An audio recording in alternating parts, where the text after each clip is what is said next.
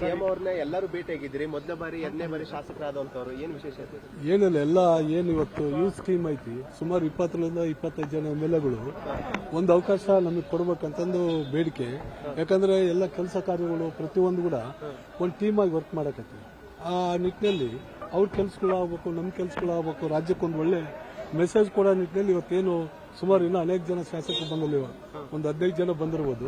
ಇನ್ನೂ ಒಂದು 10 ಜನ ಅಂತೂ ಶಾಸಕರಿದ್ದಾರೆ.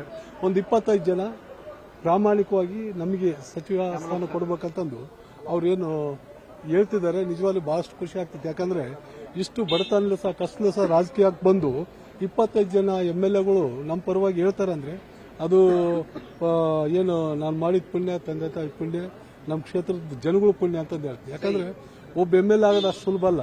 ಅಂತದ್ರಲ್ಲಿ 20ರಿಂದ 25 ಜನ ಬರ್ತಾರೆ ಅಂದ್ರೆ ನಿಜವಾಗಿ ಬಹಳಷ್ಟು ಖುಷಿ ಆಗ್ತೈತಿ. ಯಾವ ರೀತಿ ವ್ಯಕ್ತಪಡಿಸ್ತಾರೆ ಎಲ್ಲರೂ, ಆಲ್ಮೋಸ್ಟ್ ಎಲ್ಲರೂ, ನಾನು ಹೆಸರು ಹೇಳಕ್ಕೆ ಇಷ್ಟಪಡಲ್ಲ, ಒಳ್ಳೇದಾಗ್ತದೆ.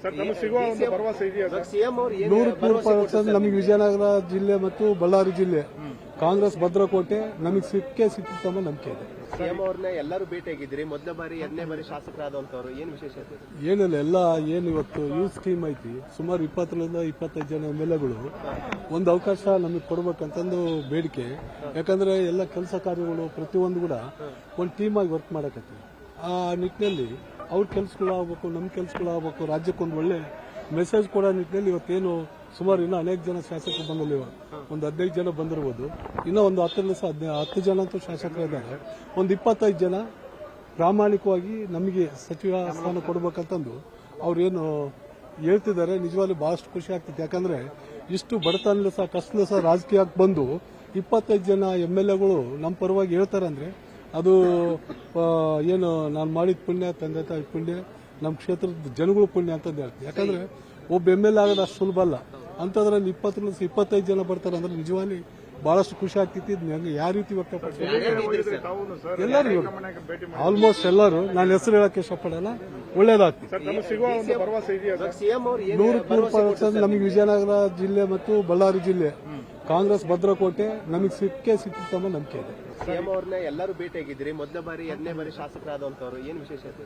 ಏನಿಲ್ಲ, ಎಲ್ಲ ಏನು ಇವತ್ತು ಯೂತ್ ಸ್ಕೀಮ್ ಐತಿ. ಸುಮಾರು 20ರಿಂದ 25 ಜನ MLAಗಳು ಒಂದು ಅವಕಾಶ ನಮಗೆ ಕೊಡ್ಬೇಕಂತಂದು ಬೇಡಿಕೆ. ಯಾಕಂದ್ರೆ ಎಲ್ಲ ಕೆಲಸ ಕಾರ್ಯಗಳು ಪ್ರತಿಯೊಂದು ಕೂಡ ಒಂದು ಟೀಮ್ ಆಗಿ ವರ್ಕ್ ಮಾಡಕತ್ತೀವಿ. ಆ ನಿಟ್ಟಿನಲ್ಲಿ ಅವ್ರ ಕೆಲಸಗಳಾಗಬೇಕು, ನಮ್ಮ ಕೆಲಸಗಳಾಗಬೇಕು, ರಾಜ್ಯಕ್ಕೊಂದು ಒಳ್ಳೆ ಮೆಸೇಜ್ ಕೊಡೋ ನಿಟ್ಟಿನಲ್ಲಿ ಇವತ್ತೇನು ಸುಮಾರು ಇನ್ನೂ ಅನೇಕ ಜನ ಶಾಸಕರು ಬಂದಿಲ್ಲ. ಒಂದು 15 ಜನ ಬಂದಿರ್ಬೋದು. ಇನ್ನೂ ಒಂದು 10 ಜನ ಅಂತೂ ಶಾಸಕರಿದ್ದಾರೆ. ಒಂದು 25 ಜನ ಪ್ರಾಮಾಣಿಕವಾಗಿ ನಮಗೆ ಸಚಿವ ಸ್ಥಾನ ಕೊಡಬೇಕಂತಂದು ಅವ್ರೇನು ಹೇಳ್ತಿದ್ದಾರೆ. ನಿಜವಾಗ್ಲೂ ಬಹಳಷ್ಟು ಖುಷಿ ಆಗ್ತದೆ. ಯಾಕಂದ್ರೆ ಇಷ್ಟು ಬಡತನ ಸಹ ಕಷ್ಟದ ಸಹ ರಾಜಕೀಯಕ್ಕೆ ಬಂದು 25 ಜನ MLAಗಳು ನಮ್ಮ ಪರವಾಗಿ ಹೇಳ್ತಾರೆ ಅಂದ್ರೆ ಅದು ಏನು ನಾನು ಮಾಡಿದ ಪುಣ್ಯ, ತಂದೆ ತಾಯಿ ಪುಣ್ಯ, ನಮ್ಮ ಕ್ಷೇತ್ರದ ಜನಗಳು ಪುಣ್ಯ ಅಂತಂದು ಹೇಳ್ತೀವಿ. ಯಾಕಂದ್ರೆ ಒಬ್ಬ MLA ಆಗೋದು ಅಷ್ಟು ಸುಲಭ ಅಲ್ಲ. ಅಂತದ್ರಲ್ಲಿ 20ರಿಂದ 25 ಜನ ಬರ್ತಾರೆ ಅಂದ್ರೆ ನಿಜವಾಗಿ ಬಹಳಷ್ಟು ಖುಷಿ ಆಗ್ತೈತಿ. ಯಾವ ರೀತಿ ವ್ಯಕ್ತಪಡಿಸ್ತಾರೆ ಎಲ್ಲರೂ, ಆಲ್ಮೋಸ್ಟ್ ಎಲ್ಲರೂ, ನಾನು ಹೆಸರು ಹೇಳಕ್ಕೆ ಇಷ್ಟಪಡಲ್ಲ, ಒಳ್ಳೇದಾಗ್ತದೆ.